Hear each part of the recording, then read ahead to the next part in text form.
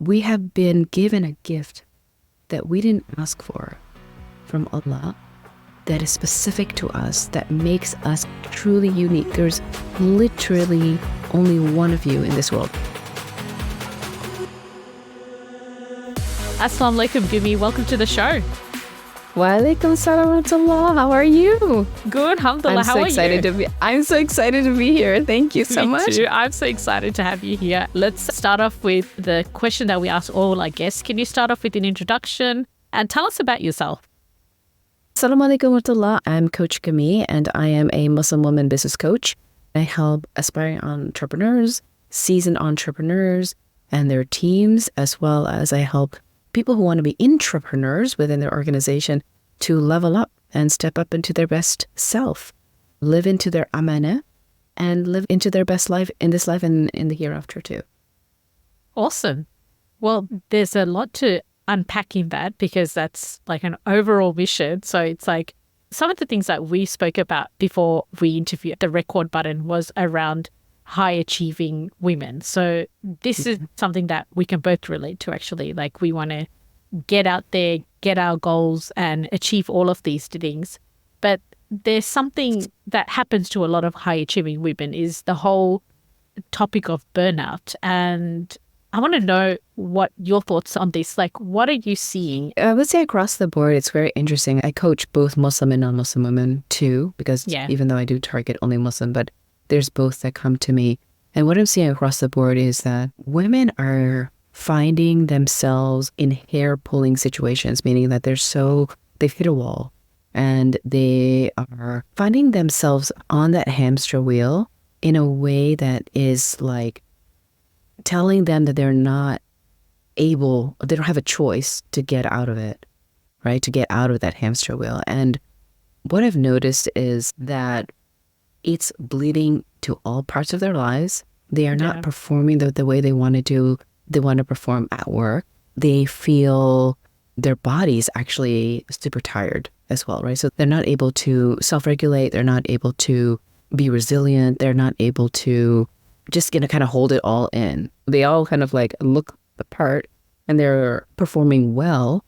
But when they come to me, they're at a point where they're at a wall. And everything is kind of like spiraling. They don't know where they're going and why am I here? And all these questions, right? That are coming up. They know that there's something more. They know that there's something more to their life. And they're like, do I just like quit the job and run away and kind of do my own thing?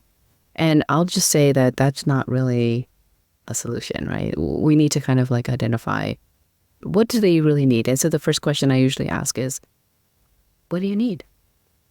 What do you need? So you touched up on that, first of all, jobs, right? So you're finding that a lot of women are burning out in their jobs. So is that something that's specific to women or do men also face that? I think not as much in men. Okay. Why would you say that's the case? I think men's perspectives are completely different. They have a masculine energy. They like the doing, right? They like the task orientation. I think the biggest challenge with men in a workspace is they are trying to become that alpha male, right? And then that's a tendency of the, we're going to talk about a little bit about the masculine and the feminine energy. And what I found out is that the systems today, workspace, corporate workspace, life in general, has been designed by guys, right? Where it's industrial, which is like one step to the next, everything has to be in order. At 7:00, you have a meeting. At this, you have a deadline. You have to create this. And there's a lot of to-do lists that come out of this where men thrive in that environment because they're task oriented, right? But that's very interesting because that's how life is. Like that's the expectation that we have, task orientated. Like there isn't really any other way to get it done other than that way. Yeah. And so do you know why? Why is that? Because it's result oriented. But then how else would you get results? So here's the thing. There is a dichotomy that I've kind of tested and I have gone through myself so when men are given, because they're very one-minded, one-track minded, and physiologically they don't have the same sort of ability to multitask as women do, right? So task-oriented is the kind of way to do it. However, women don't operate that way. Women have the ability, go sisters, right? We have the ability to do laundry, boil pasta, have a meeting, go write something, check on the kids. We have this innate ability. And actually, when we're in this flow, right, we're we're going to do all these things. It actually allows us, and I don't know, I've seen this actually with a lot of women professionals that I've worked with, is that when we are able to have that outlet of like the different elements, it makes us actually be able to concentrate. And we're told like, oh no, you have to sit one step at a time. Guess what? I'm not feeling it. I don't feel like writing that report at this moment because it's just not coming to me. Have you ever said to yourself, I just don't have the flow? Always. I have experienced that. Right. I just don't feel like it. But I thought that something's wrong with me and my laziness. Yes. Because we're told, no, you need to do point A first, point B first, point C first. And many men think, oh, women are crazy because they're just not concentrating, because they're doing all kinds of things at one go. But actually, in that chaos, actually is clarity, because women and men are completely different. We go with flow. And on top of that, we have the physical capacity by Allah to be able to do many things. So, their highway is like only one element at a time that goes into one. It's like, do this. Okay, let's think about it. Have you ever asked your husband, hey, you know what? Can you please take this, do this, do this? It doesn't happen because they're overwhelmed. I lived with a bunch of boys and this is what happened. What are you saying? I don't understand what you're saying. And I'm like, well, while you're having that meeting, you can run the machine. You can do all these things. And I will tell you, because my team is all women, we sometimes have meetings while we're cooking. And I will tell you, some of the best ideas, some of the best solutions have come out of those meetings. So what does that tell you? That tells me a lot, actually. It tells me that the way the workplace is set up today is not very supportive for the feminine energy. So it also makes you wonder if the structures that we have today, the corporate world, the way we are told to approach productivity, for example, is all very masculine energy, right? It's like a masculine way to do things. And then you think about the feminine energy and it's just chaotic. It's like, I just wonder if there's just chaos, then how do you even get anything done? Well, here's the thing. Inherently, both men and women have feminine and masculine energy. Okay. It's not just because we're women, we just have feminine energy. No. Yeah. Actually, we need our masculine energy to get things done. However, we need to use that masculine energy to set ourselves up for success. Right. And the analogy is like, you want to work out every single day. But, we got to put our abayas on, we got to put our clothing on. And in the house, we're not using that or whatever. And comes time, we got to work out. But we're downstairs and our clothing is upstairs. Right? So what do we do to set ourselves up for success? Is in the closet, we have our running clothes or whatever clothes ready to go. And this is an example of utilizing the masculine energy to set it up for the success so that when we feel like running, we can use it. Right. That's an interesting one. So are you trying to say that you wouldn't set a time? Well, sometimes, let's say you have a child. The child had vomited at the time that you're supposed to go. And I've noticed even for myself that to-do lists no longer work. And even with my team, I'll tell you, this is very interesting. And we tried this for an entire year. We used to have a to-do list, like all these things that we had to do. It was all these things. We did not get anything done. We were like, why we have all these to-do lists? We did all these, and we did them. Like, we've kind of forced ourselves to it, but it was like as if we were spinning our wheels. So we switched gears and we went into, you know what? We're going to have our meetings while we're cooking or we're doing whatever. It is what it is. life happened. And we chose 2, maximum 3 core things that we needed to get done that day. In 1 year, we got literally, multiply that by 3, by 360 days, 360. It all got done. And we saw improvement and we saw change. Did we get stuff done? Absolutely. But was it in a to-do? You can do a little checklist. It didn't work. Let's think about yourself and how you work. Your best work isn't a checklist.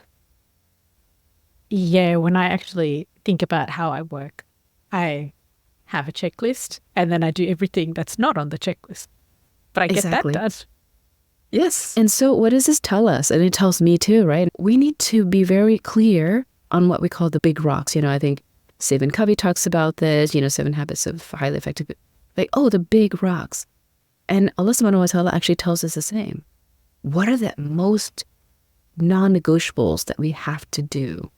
And this includes our work, right? So for example, you are in marketing.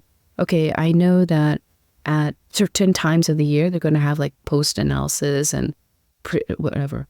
That's a little goal or a little project that you put up on the wall. But and you give yourself time and you set yourself up for success to come towards that. And you do it when you have the feeling. Because let's say you have to write an analysis. That takes like insight, right? That takes time. Yeah. Rather than knee-jerking. And the masculine way of doing it, like this corporate way of doing it, the checklist, is just a control. They want to control, right? Because that's what guys do. Not guys do, but like what the masculine energy does, which is to control. And the corporate system is meant to control. Isn't it? Think about it. Yeah, very much so. That's very interesting. So would you say that is why you're finding a lot of high-achieving women who are in a corporate setting and in their jobs? Yeah. So we haven't got to the part of entrepreneurs or high-achieving mothers who take on a lot. But just coming back to this example, this is why you see them burn out eventually. So they're coming into the job, they're doing it very well, and they're actually like going up, up, up. And then at a point, they're burnt out. Yeah, because they're not fulfilled, right? Because flow is a sense of fulfillment, right? You feel right. It's not about how you think. It's really interesting to watch my high performers go from, well, I think that we should do it like this. I think we have to do it like this. That's masculine energy, right? Because that's trying to fill the checklist. Whereas the feminine energy is kind of talking about how you feel. It's that flow. And, it's just quite interesting. And I myself, I'm going through that too, learning about the feminine energy. It's like, I'm not an expert in feminine energy, and I'm going through that too. So it's quite interesting how when you're in flow, whatever you get thrown at you, you're like, yeah, that's a lot. Amazing. Thank you. And you know that it's going to get done. Because let me ask you, how many times have you gone through the day and you're like, oh my God, yeah, I have to take the kid. I have to, there's so many things that I have to do. But when you start to lean into yourself and say, it's going to get done, it does get done, doesn't it? Yeah, when I actually just sit with myself and say, hey, it's going to be okay. Yeah, and it gets done. Yeah, it doesn't get done in the order that somebody else wants necessarily, right? Okay, so I guess now we're talking about this concept of flow and how we can best work as high-achieving females. Now, I was wondering if someone did reach a point of burnout because they've been working in a way that's not in line with the way that would best suit them. And so at that point, what is it they need to do? Because you mentioned earlier how some people reach that point of burnout and they're like, I'm going to leave my job. And you're saying, no, that's not a solution. And there's more to it. What can someone who's going through burnout do at that point? Yeah. Is it just about strategies? Is it about understanding how they work? Well, the reason why I say it's not necessarily the solution to just to quit your job, because not all women or not all people have that luxury to just get up and quit. Of course, right? exactly. Financially and all the responsibilities that go with it, right? My suggestion is always to sit down and take stock.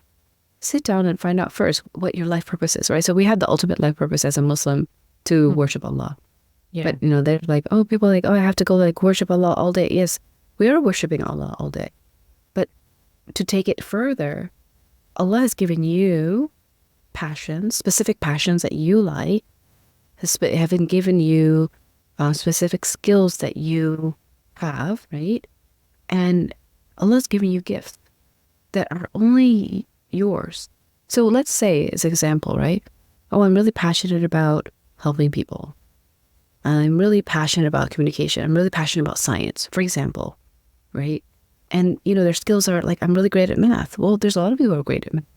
Or a lot of people who are great at writing, what have you. The true amana, the muwahib, it's al-wahab, right? Going back to al-wahab. Al-wahab is the gift, right? We have been given a gift that we didn't ask for from Allah, that is specific to us, that makes us truly unique. There's literally only one of you in this world. And how that works is you make people be. Okay, you could be in tech. You're great at math.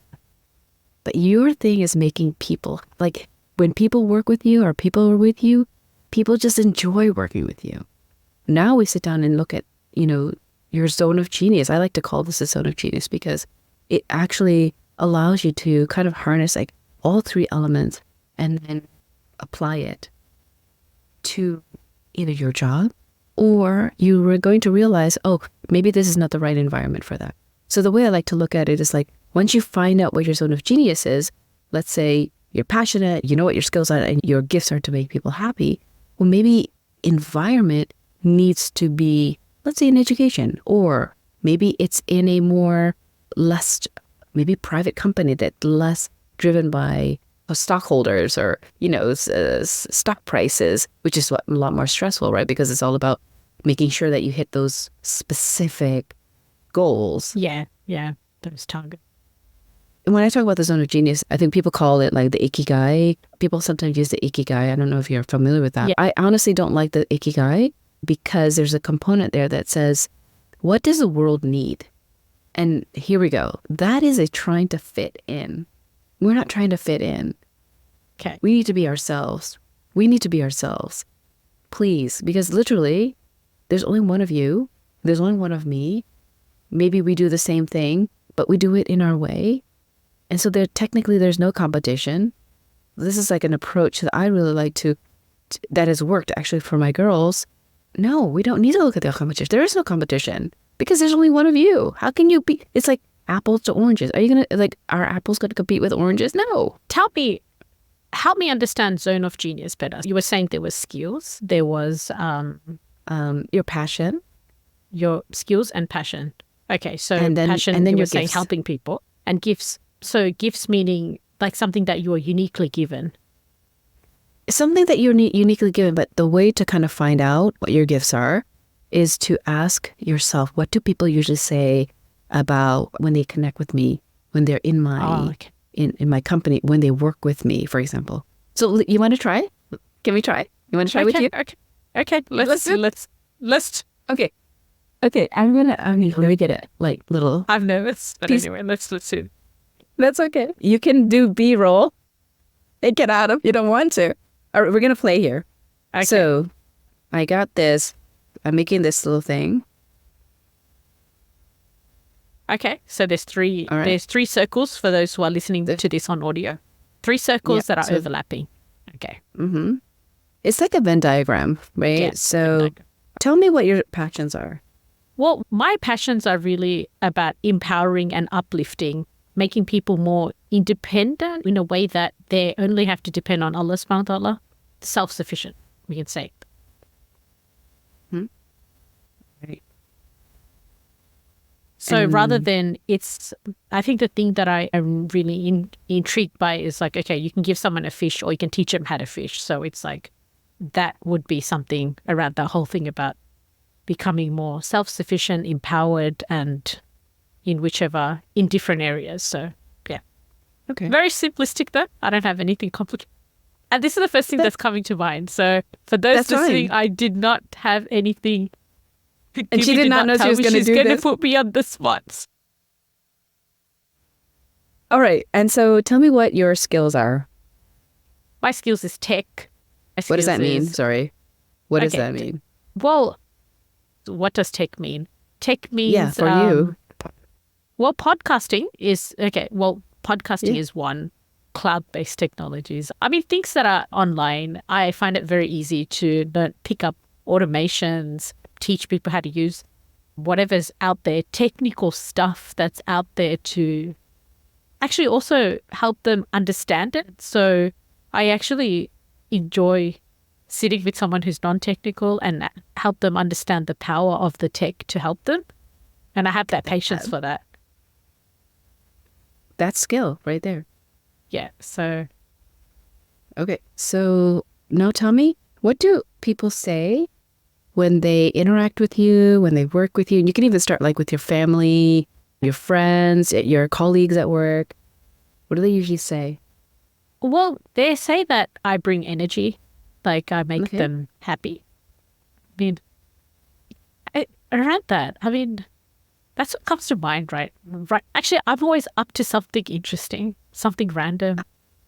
I mean, my friends would say I'm doing something one day, and then the next week they'll be like, "Oh, Mifra's up to this," or "Mifra's in this part of the world," or "Mifra's like jumping into a sinkhole," or something. So you are, I wouldn't say random, but it's like adventurous. Adventurous, yeah, adventurous. That's the word. Okay. But so, adventurous in also the work that I do as well. Tell me, what environment would you like to be in that you think these special skills and gifts like could come to play?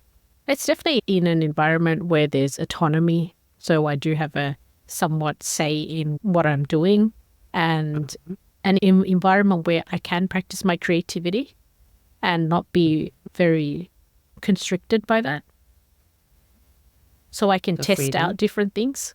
So there is that adventurousness in the new ideas I might want to try, for example, and having that freedom to explore it. So I think these are the kind of environments, these are the kind of things that I enjoy when I'm working.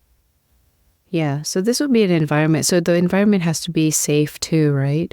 Yeah. Accommodating, no judgment.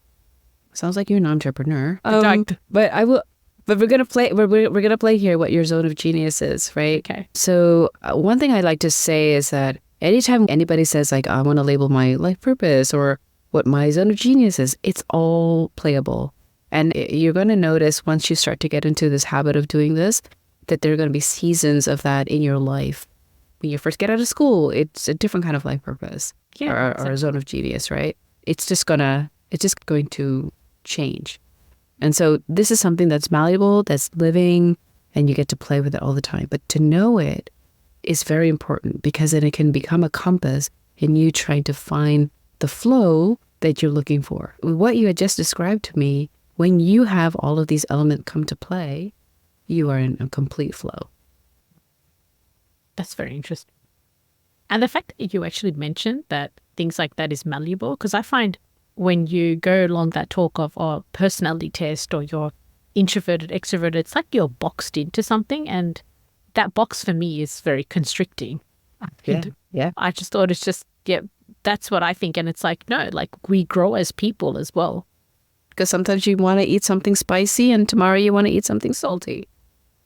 Yeah, that's true.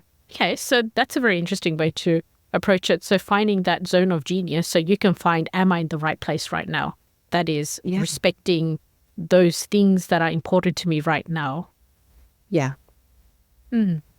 Interesting. And so to kind of bring it all together is what we want to do is we want to say, okay, my zone of genius is something along the lines where I have the autonomy and a sandbox and the safety to teach, help people or women or whoever it is that you want to do, or even yourself.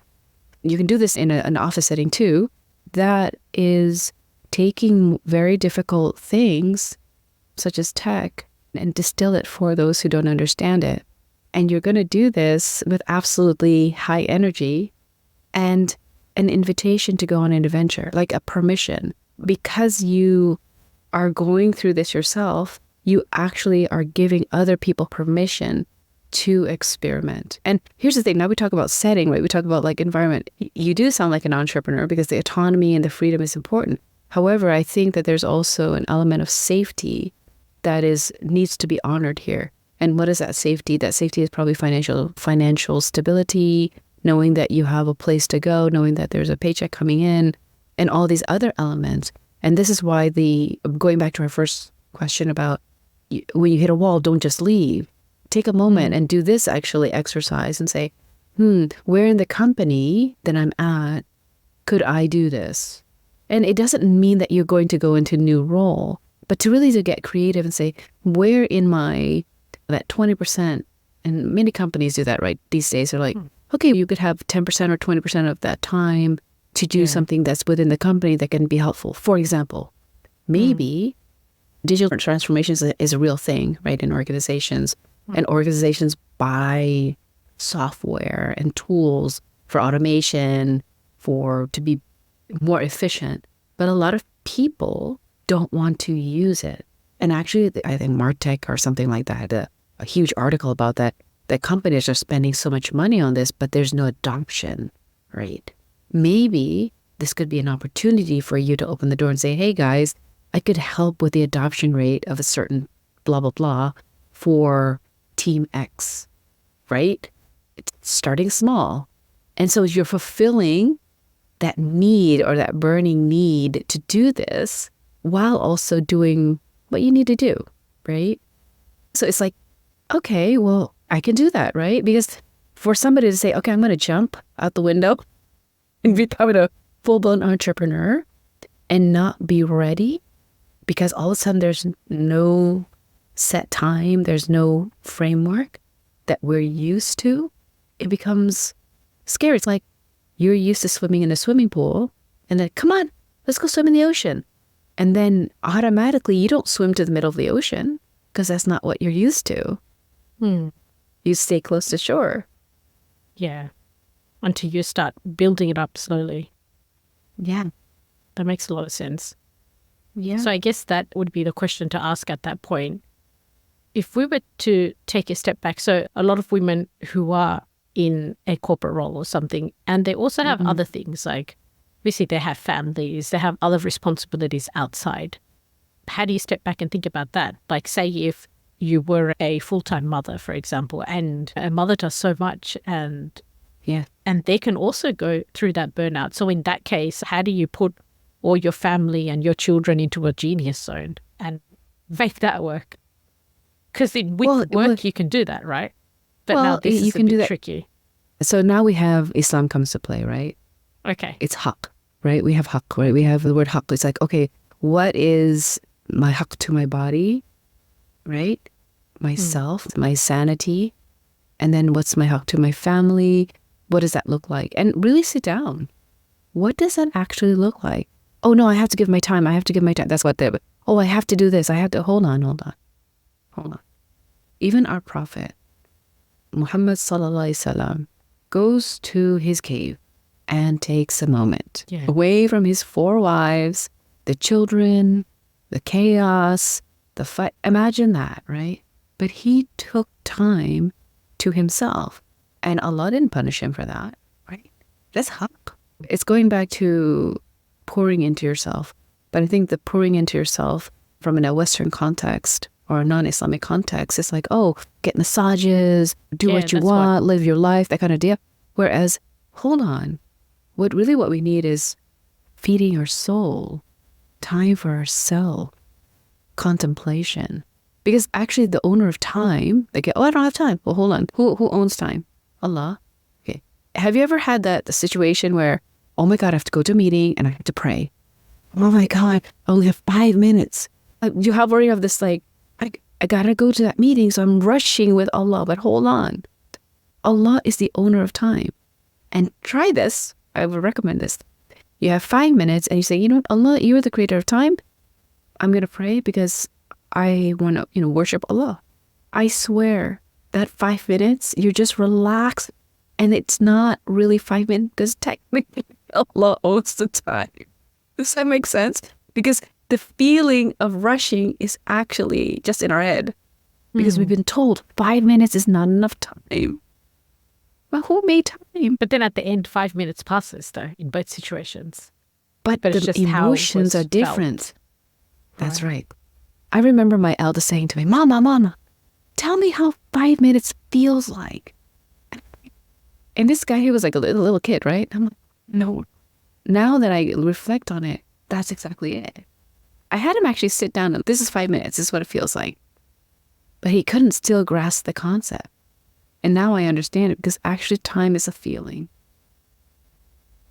Isn't it? Just try it. And also the whole concept of 5 minutes, it was something that came later on in life, like later on in human history, the clock and the time and all that stuff. Exactly.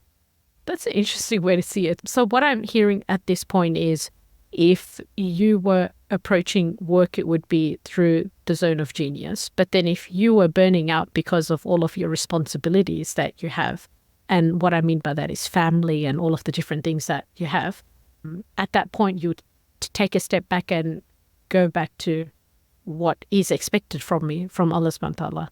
And that's the way to approach it. I would do that and the zone of genius.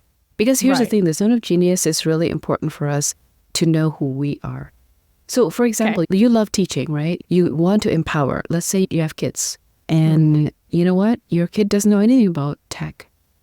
Wow, you can really empower her or him or them, teaching them the power of tech in happy mode. And be it 5 minutes, 10 minutes. But you see, the thing is, it's like that cookie. We just want to satiate that sensation that we ate or like we took something for us. And actually, when we do the zone of genius, the indication that you are in your zone of genius, it does not feel like work. It feels like it's part of you. It's very interesting. You know, because it's like, go just do that thing. You could do it for hours and you wouldn't realize it, right? Yeah, true. Yeah, that makes sense. So I guess this whole exercise of zone of genius is something that you should do regardless of whether you're a working mum or you're staying at home with the children. Because even if you're staying at home with the children, you're still working. It's absolutely. Raising children. It's not easy. Oh, absolutely not. It is a headache. It's like having, at least within the office, you can talk to people and say, hey, you know what? That's not cool, what you said or what you did. And you need to go time yourself out, right? You can say that too. I wouldn't say time yourself out, but you can like, I need a break, right? You can actually say that. But with children, that doesn't work. You could have a high fever and your children just can be jumping all over you. And that's what it is. Yeah. So I have a 1.5-year-old toddler. And if I'm tired, she still jump on my head. Yes. And if I don't move, then I get a slap on my face or something. And it's like, okay. And I was like, I've worked in corporate, I've done all this. And it's like, I think the hardest thing is just being a mother and raising children. Oh, absolutely. And I think it's highly underrated. But going back to the zone of genius, and now I think about it, like even from myself, I may have done it like inherently. I love adventure. I'm very curious. I like to try everything. And one thing that I would do with my boys, because they're boys, right? What are you going to do? I would do what I call Adventure Saturday. What's Adventure Saturday? Yeah, what's Adventure Saturday? So Adventure Saturday doesn't mean that you're going on an adventure. It doesn't mean you're going backpacking. But really, it's about trying something new that nobody in the family has ever tried. So for example, we would take a trip to the Asian market or to the Arabia market, for example, and just pick a food or whatever, and we go try it. And maybe we will like it, maybe we don't. But the point was to go on an adventure. And it could be a taste adventure. It could be like, oh yeah, we're actually going to a field, or we're going to like, I had to do a lot of outdoor things with the boys. It's just kind of like whatever that may be. And you can even have the children make a suggestion. And so that's something, and it doesn't have to be done all day. It can be done 10 minutes. Because we always think, oh, it has to be a thing. No. Because it goes back to the point you said earlier about time. Allah subhanahu wa ta'ala is the owner of time, and it's the feeling that we get from that 10 minutes. Yeah, exactly. And I will tell you, satiation every time. They're happy every time. I'm tired, Great. What can I play that requires me? How can I play with them? How can I play with them in a way that I don't have to get up from my seat? And I'll tell you the game that I created. It's called Kick the Butt. So I would lie down on the sofa and I would swing my legs and I would say, whoever's butt I kick loses. The boy would be so excited. They would run past me trying to get their butts not kicked. And you didn't have to move for that. I didn't. I just had to swing my legs on the side of the sofa. I'm sorry. I can just remember the excitement. Yeah. And they're so happy because I'm interacting with them. And I'm laughing to myself like, this is the dumbest thing ever. Hey, but it worked. But okay. Oh my gosh. That's hilarious. Oh, that's funny. I'll laugh. Yeah, so I'm going to ask you, what would you do with your 1.5-year-old if you're tired? Oh, well, if I am tired, it's a very hard one, actually. I don't have the answers because she's my first one and I'm still figuring things out. So if I'm tired, I might go to my mum's. How interesting. I might go to my mum's house and like, Mom, I'm really tired, right? But then sometimes I'm really tired that I can't even get myself in the car to drive to go to my mom's house. Okay, let's use this as an example. Because I think that your listeners would really appreciate an example, right? You're so tired, you can't even lift yourself. So what's the first question that we need to ask ourselves is, what do I need? What do I need? So when you're tired like this, what do you need? I think just to sit down and take a deep breath. But in my case, sometimes I can't even sit down because she wants to climb on me. So I'll have to like stand up and take a deep breath. Okay. So you stand up and take a deep breath. I wonder if this is something that you could teach her. Hey, can we take deep breaths together? Right. I see. I will tell you, children are extremely smart. I have these boys and I've always worked when they were born, since they were born, like I would work pretty remotely, which was a weird thing, but they would never impede on my time to work. And one thing is that, really, they would never come bother me because from a very young age, I would talk to them as adults. I said, okay, guys, I am going to give you your time. This is your time. And after that, after your time, I'm going to have my time. And granted, it's not a long time because they're little. I would get maybe maximum an hour to myself. And this is the beauty of actually being a stay-at-home mom. You control the time. You control like how you want your kids to be. Not in a forceful way, but like an adult. It's now mama's playtime. And what really children really want is they just want to know that you're going to give them their time. Think about it. Is there a specific set time that you set for your daughter every time after work? Specifically for your daughter? No, not something intentionally. Yeah. And so this is what we probably need to maybe implement. Hey, I need to take a breath, but after I take my breath, which is 5 minutes, 10 minutes, whatever it is, we are going to create a routine. What's the thing that she likes to do with you? She likes to read. This is beautiful. She likes me reading to her. And so you can say, hey, I'm here or whatever, you appear. I'm going to take my 5 minutes. Explain to her, I'm going to take my 5 minutes to breathe. You go pick out a book that we can read together and I'll read it to you. And you can say, look, I will take 10 minutes to read to you, right? So take out the kitchen timer.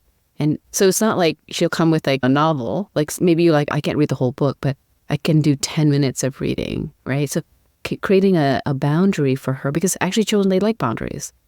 They like it. I mean, we like it. That's interesting. Yeah. Like we know, oh yeah, that's right. I've got 10 minutes to do this. I can squeeze this. We like it. It's part of inherently who we are, right? It's interesting. Well, she's still a toddler, so she's not talking yet. Like not it's. And no, to that's that okay. Level of ones. Okay. They understand. They know us. I started with my kids around that age, 17 months. 17 months, like a year and something. Yeah. And I'll think, oh, okay, you're good over there. Mama's now going to do her thing. And I would come to my friend's house and their computers would be like tarnished because their children like went through it. I'm like, what happened here? There's like a lack of respect, right? But at the end of the day, do we even respect ourselves? That's true. Do we respect ourselves? Yeah. Do we respect ourselves? What does that actually look like? Well, for me, respecting ourselves is first of all respecting our maker, right? Because Allah subhanahu wa ta'ala gave us a body, gave us a mind, gave us abilities, capabilities, gave us things to enjoy. And when we respect that, we're like, oh, you know what? I respect Allah and I'm going to go walk because my body needs it. That's respect. And children pick up on that respect. So what about that part about you're saying how you saw computers get all over the place from their children, where else? Yeah. And you saying that was because of respect. How would it look like to have respect in a way that they won't come at your computers and just come into your workspace? Explain it to them. You would explain it to them, right? This is their toys and this is your toy. And explain to them, this is what I like to use on a daily basis, just like when they have their toys. We can even show it to them in the fact like, hey, there are special places for your toys. And like, you know, kids, they like their thing. They like their thing. They don't like their stuff to be ruined. Yeah. And it's a vice versa thing, right? It's just like, oh, we're not going to just throw your stuff into a box. No, let's put it really nicely. Let's put your cars in order. Let's put their stuff in order. Like even my sons, they have that tendency to like, after a while, they're like, oh no, I have my thing. I want my thing. So it's like they then learn how to want their thing. Oh, because mama has her thing. I see. In fact, sometimes when I'm like out of sync, let's say I didn't spend the hour of working and they come out and I just play with them. But mama, you need to go do your thing because I'm doing my thing. So isn't that interesting? Very. And I will tell you, like, now that they're grown up, they really have that sense of, I need my thing, I have my thing, I need my order, I need to be organized. Everything has its place. And it's not this chaos. It doesn't have to be chaos. Children are chaotic because we're chaotic. I think we need another episode of how to not be chaotic. But well, it goes back to sitting down. It's going back and sitting down with your zone of genius. Because here's the thing. Let's say, I would say you're probably very close to the environment that makes you tick, right? Because you're doing this work right now. You're on this podcast. You've invited me. I can already feel the energy is very quite flowy. But here's the thing. When you do this and you're like, I'm working on an oil rig, for example. I know this is quite extreme, but you actually love art. Like this is just a compass for you, Qibla, right? You know, for you to say, oh, I'm not in the right place. Yeah, I see. Yeah. And this thing here applies to how, even if you want to run your business, the career that you want to make, even the life choices that you want to make, this here is a really great litmus test. That helps you organize the chaos eventually. It's going to not be chaos because you're in flow. When you're in flow, literally the house is... Women, we are so powerful. This is where the feminine energy is. We are the chaos. We are the chaos, right? Because like you just said earlier, our energies, like what feminine energy is like unpredictable. Yeah, it is. Yeah, it is. And so when there's chaos, we're the one in chaos. And believe me, just take a moment, ladies, sisters, and whoever's listening, and just think about it. When your family's jacked up, everything is crazy, actually you are the one who is not grounded. You are the one who's not feeling it. I've seen this even with my own life. When my husband and my kids are like, oh, I'm like, what is...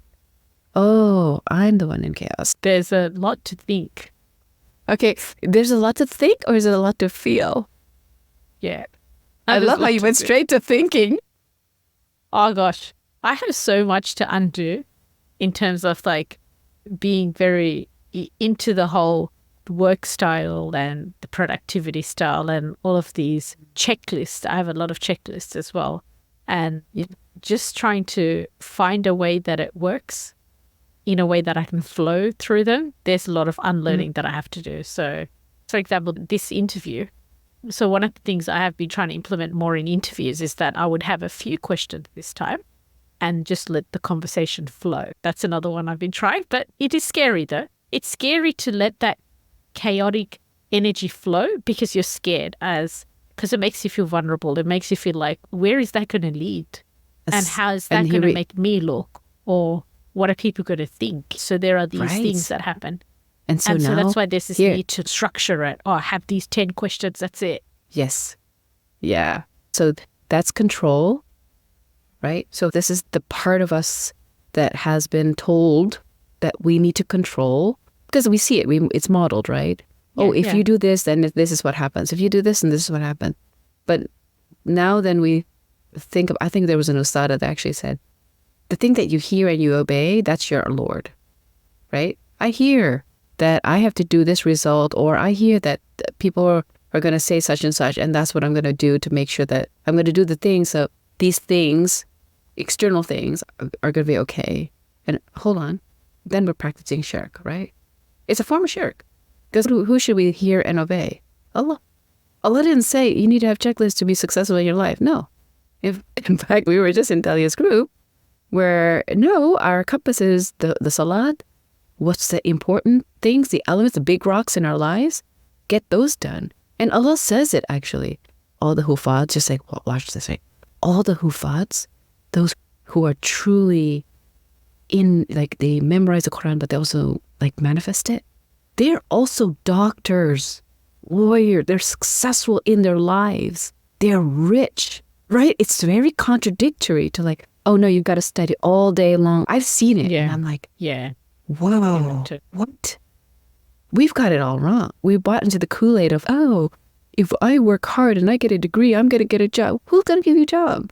Allah's the one who gives everything, Does it mean that, so this whole thing about chaos, right?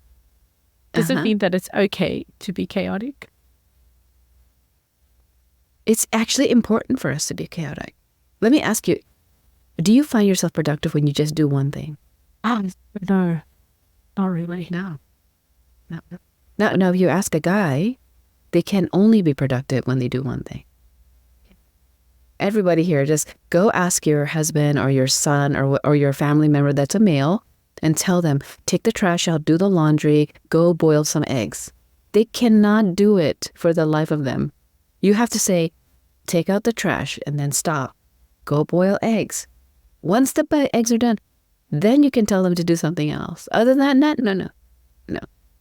I challenge you. I live with guys, so I know. They're like, what are you saying? What are you saying? This has been a lot of fun and a lot of flow. And a lot of unlearning, because it's as we say this, even when I say checklist, so in order to make a podcast, in order to make an episode, I have a checklist from start to end. But my checklist, that document that I have my checklist it's a mess. There's so much stuff that I'm writing everywhere. And I feel bad about that before. But now I'm like, hey, that's fine. That's part of creativity. So the checklists are absolutely there. But there's also a lot of stuff that I've written up, stuff that I wanted to ask you and stuff we could talk about and what makes me curious about you. And it's just messy. But I think with messy is where these great things happen as well. So Absolutely. So what would you take away from this? What did I take away? I can't take it because I'm the coach, right? I'm like, what do you take away? Yeah, what did I take away from this? It's really understanding that the feminine energy is very different to the way we've been taught. We've been taught growing up, really, about what it means to achieve, what it means to work, the working styles and all of these things. We really need to sit down and ask ourselves. I need to ask myself, when I start putting myself down thinking, why am I so chaotic? Why are my notes so chaotic? And why is my husband's notes so neat? And so, I don't know how it does it. It's just one thing. And it's me. Yeah, because there's physically, they don't have the highway that we have. Yeah, so it's just learn to accept that and then working with it rather than constantly working against it. I guess that is my biggest takeaway, I'd say. Don't work against my nature and work with it so that we can be able to do the great things and do the things that we want to achieve as ultimately high achieving females, I guess. Yeah. And most importantly, slaves of Allah subhanahu wa ta'ala. That's what it's coming down to. Yeah. it's very like eye-opening and also discerning, because you're like, wow, like you say, you have to unlearn things. I would like to stay away from like negative like terminology. Just say, hey, you know what? Now I know. How about that? Now I know. Now I know. Now I know. Yeah. And I want to make it like a disclaimer. I am also still learning about the feminine and masculine energy. A lot of my own learning comes from Sister Rosie and Batul. She's fantastic. And you guys can all learn more about that because that is her focus. So I really don't want to take that away, because she's been quite helpful. And the way she explains it is very relatable to, I think, our Muslim community. And it's much needed. Absolutely. Yeah. So, but any final words today before we end off? Final words. What will I say? I would say, before knee-jerk reactions, like throwing away the baby with the bathwater, I think that's the terminology. Take a moment. Do the zone of genius. I really highly recommend it for everybody to do that work. Just see, where are things aligned? Is this aligned with my life purpose, my dunya purpose, my ultimate life purpose to worship Allah? And how do I feel about where I am today? That's just really important to like, oh, well, I have to do it. Once any words with have to, should, could, need, those are all external energies, right? And if you're like, I feel like I just want to do nothing, well, do nothing. And the thing is that sometimes we take it to extreme. Don't take it to extreme. Do nothing for 5 minutes. Do nothing for 10 minutes. Maybe that's really what you need, right? Yeah. No, I want to sit down and quit and like run away. No. Because when we're in that state, we're coming from a state of like frantic and I'm burnt out and making decisions. There's only going to be regret. Whereas opposed to like, oh, this is where I'm at. Like Google Maps. Oh, I still have like 5 hours to go. Okay. Relax. Right? You're to my destination. You know where you are. What are my next steps? And that's it. Just go little bit by little. Little bit by little. True. Well, thank you so much, Gemi, for coming on. Hey everyone, that wraps up another episode of the Muslim Life Hackers podcast. If you like what you heard and want to hear more, please hit the subscribe button below so that you can be able to get updated when we have new episodes coming out. Remember, we're also available as a podcast, so you can find us on Spotify, Apple Podcasts, or wherever you get your podcasts. Thank you again for tuning in, and remember, keep striving and keep getting better every day.